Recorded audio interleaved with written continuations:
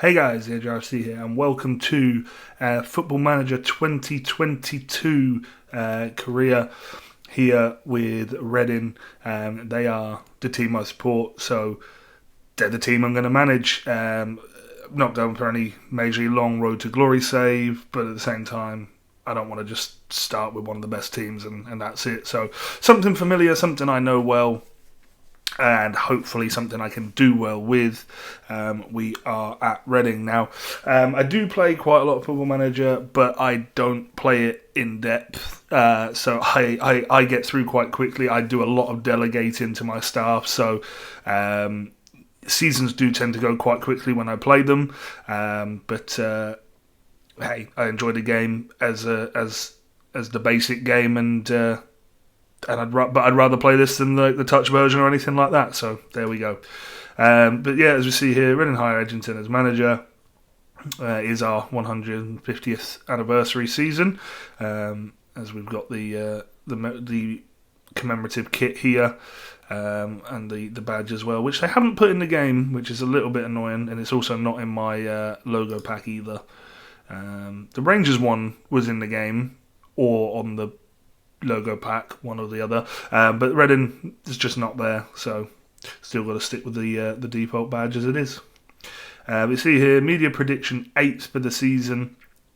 To be fair, based on how we've been doing in real life with all the injuries, I would happily take an 8th place finish in real life this season, especially with the FFP stuff hanging over us, which I don't know if that's going to be in the game or not. 4-2-3-1 is the obviously sort of recommended tactic. That is probably what I would look to play, but I probably would have these three, so Swift in the middle, Ajaria out there and Halilovic out there probably. I wonder if Lucas Xiao's form from the start of last season is gonna actually translate into this game, or if he's just still going to be fairly average. We have got a few loans in the squad and a lot of players out of contract at the end of this first season, but I do feel like we've got a decent squad for the first season. Liam Moore is the top earner at the club, and if he's got anything like in real life, we might have to try and move him on, but he is the captain. He's supposedly our key player as well. Presumably our best player would be Swift. Hot prospect Tetek. I don't know. Is it just sort of telling me that Liam Moore is our best player? I don't know, but I would assume it would probably be Swift. Look at these. I mean, I don't know if that's just because of contract, but 1.3 to 2.9 million. That's atrocious. Squad vision then. Sign players under the age of 23. That's been the same for years. Work within wage budget. We obviously haven't done that. Sign players to sell for a profit. Not sure about that one. I normally struggle to do that one. 1 year contracts for anyone over 34. 2 year contracts for first team players. Funny that, because none of them are. The whole team is ending contract this first season, which is going to be fun. It's also going to mean may have to be very careful with what we do with players coming in. We're probably not going to have a transfer budget anyway, but the contract situation at the club might be more important than signings, because players like John Swift, Josh Laurent, they're players I want in this team. So we'll have to wait and see. They only want a top half finish. I feel like I should be able to do that with this squad. At the end of the 5-year plan, they want to be building on promotion to the Premier League. So they want promotion by the end of 2025. That's okay. So here we are then. Royals hire Edgington in landmark season. 2-year deal, 15 grand a week. I would not say no to that. Obviously replacing Paunovic, who I think in real life there is still a few question marks over him. So it wouldn't be the most unrealistic thing for him to leave. There was a lot of rumours that had we lost at Birmingham at the weekend, he actually would have got the sack anyway. I think it would have been our 5th defeat in a row, but that didn't happen, and he is still there. Oh, there you go. Look, transfer embargo. That's what I was afraid of. So we are having to deal with what we've got then. We have got a transfer embargo, which we did have at the start of the transfer window in real life, but they lifted it at the end, which is how we got in the players we have. And I was hoping to maybe utilise the loan market a little bit here, but not going to happen. And then as we go on to this one, look at this. In the last year contract, look at all of these. Look at the list of players that are out of contract at the end of this season. Now, players like Halilovic and Dan and Hoylett, they are players that we have just brought in, and we were only allowed to do 1 year contracts because of the embargo. I can already see Rinomhota has an extension, so we're triggering that straight away.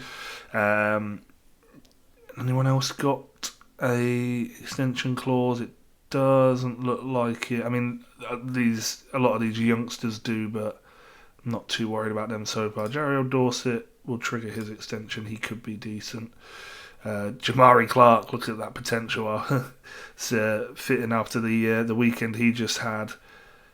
But there's a lot of players out of contract, and it's going to be interesting to see what we can do with them. Can I offer any of these contracts, I wonder?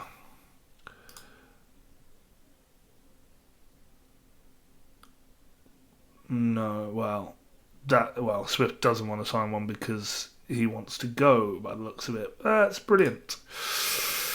Oh, that's just what we wanted to see. What about Josh Laurent? Oh, no. This is not going to be fun. Oh, dear. Yidom? No, of course. Oh, this is going to be a lot harder than I thought it was going to be. Okay, we'll have to look at that in some detail in a moment.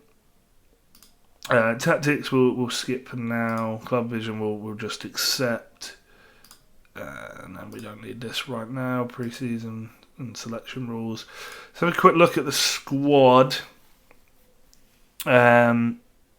So who is wanted? So Yedom's wanted by Lens. Who else? Bristol, I'm not too worried about right now. Lauren Burnley. Rinomhota is wanted by Bournemouth. Well, I've triggered his extension and they're in our division, so good luck with that. Swift's wanted by a few clubs. This isn't going to be fun because if I reject the moves as well, they're going to start crying, aren't they? Oh, this isn't going to be fun. Okay. So if we go and have a look at tactics, I do want to gegenpress. Supposedly it's not as good this year, and your players will basically die trying to do it. But I want a gegenpress. I want the 4-2-3-1. So that's what we'll go with. Now I wonder, Luke Southwood has been very, very good this season in real life, but I guess he's probably still not quite ready. I mean, he's not far off. I think we do still have to start with Raphael for now. We have got a decent squad, but if they're all going to be on the way out, then we really could be in trouble. Baba Rahman, left back. We don't really have another one. That's a no-brainer. And Yidom will be playing at right back. Let's just fill out these positions first. So, Rinomhota and Laurent are going to be my first choice. Rinomhota is going to be the ball winner, and Laurent as the box-to-box. He's injured. 5 weeks and 2 months. That's not a realistic injury. He was out with COVID at the start of the season, but he wasn't injured. There's a lot of injuries in this squad already. He's out for God knows how long. But Lucas Zhao is fit, so straight away he is our striker, and he is going to be an advanced forward. I mean, I don't even really want to sell anyone. If we can't sign players, then there's no point really selling anyone to raise transfer budget. I guess we just sort of go with what we've got. Halilovic is going to be out on the right-hand side as an inverted winger. Swift is going to start as our attacking midfielder. We'll put him on attack as well. And Ajaria would probably be my starting left winger. But if he's going to be out for, was it 2 months? Yeah, so I think Hoylett's then going to have to play there. And he can be an inside forward. So then, centre-back wise, we've got a lot of centre-backs. It's probably the most depth we've got throughout the squad. Morrison is very solid in real life, but he's actually got 9 pace. I was expecting him to have like 4 pace and be very, very tough to put in the team. I think in that case, Morrison goes in. I'm not sure he's going to be the ball player. Scott down in real life, very good ball player so far for us, and he's down as a ball player. He is class on the ball. So I wouldn't want to play those two together. What's Dan's pace? Yeah, 8. I wouldn't want those two together because there is no pace there. So Liam Moore would start there. We have got Holmes and McIntyre as well that can come in, and they can sort of cover the fullback positions, not brilliantly, but they can do it if they have to, and they're gonna have to because obviously we say we can't actually sign anyone. There are quite a few injuries. Aruna, I think in real life he's just about coming back into the under-23s fold. Don't think he's really going to be good enough to get in the squad, but 2 to 4 months. Scott down 2 to 3 months. Wow, this is going to be a very struggling pre-season. I think these players are going to have a lot of work to do. So this is going to be a struggle. Let's look at the financial protection. Oh, that's not healthy. We've got a net debt of 86 million, which isn't fun. And yeah, we need promotion, so we'll have to wait and see what happens with this. Okay, so it looks like the mass exodus is beginning. Andy Yeardom is about to sign for Lens. There was no point in me even trying to block the deal. I don't want them all to be here and grumpy and unhappy. I've just had to have a meeting with John Swift because he feels like I priced him out of a move to Wolves. I asked them to give me $2.5 million. They pulled out of the deal, so then he got a grumpy on.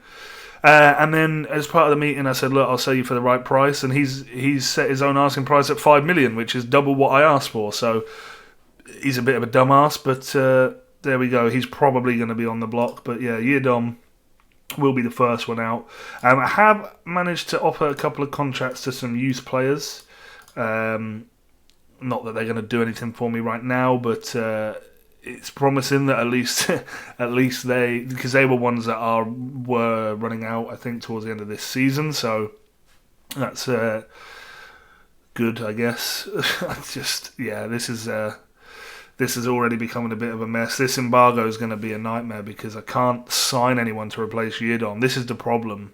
I don't want to let anyone go because I can't bring anyone else in, but I also can't have a squad of unhappy players. So we'll just have to wait and see how this goes.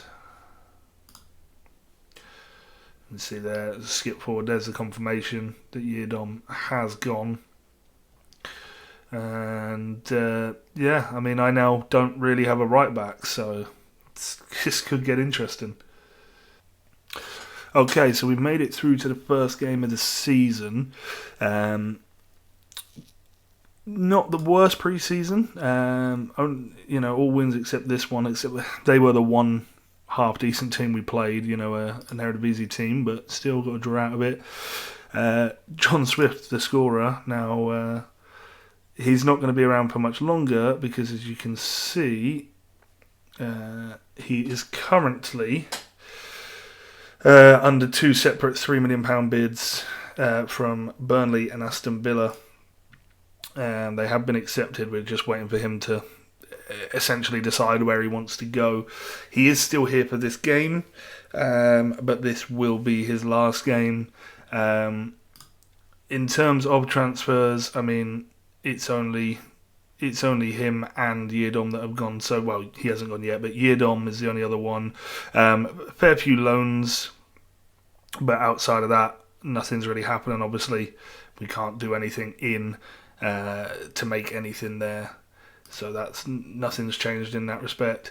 The dynamic stuff's looking quite good, and we are, I say the preseason's gone fairly well, but we are now about to lose John Swift, and we are bare bones as it is, so this isn't going to be too fun. So this then is the team for the first game of the season against Stoke, and as you can see, we've literally got enough players to fill the 18-man squad and nothing more. So, especially with Swift leaving, this is going to become a lot more threadbare as we go. But team is as follows: Southwood in goal. Raphael isn't quite fit, but Southwood was playing the end of pre-season anyway. Holmes at right back, Rahman left back, Moore and Morrison in the middle, Rinomota, Laurent, Halilovic, Swift, Hoylett, and Zhao up front. Early chance for Stoke. Should have been an early goal for Stoke there.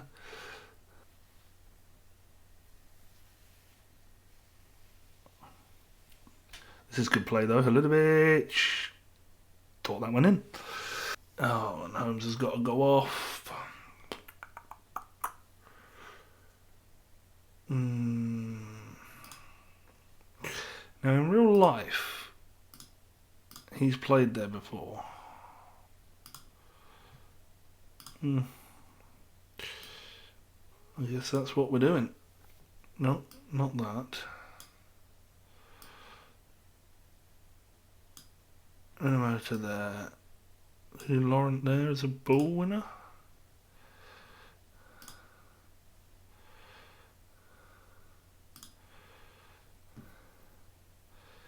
And then we'll bring Drinkwater on there. Swift can stay on. I mean, he's leaving anyway, so if he gets injured, that's not my problem. Come on, Swifty. Oh. Is that a penalty? It's a penalty. Come on. Lucas Zhao from the spot scores 1-0. I was just about to go defensive, but I think they've now got a highlight. I will still do it in the hope that they don't score. Although that's a fantastic ball by him behind, and Jacob Brown has scored. Of course he has. Oh, our defence parted like the Red Sea there. Look at how much space he had to run into there.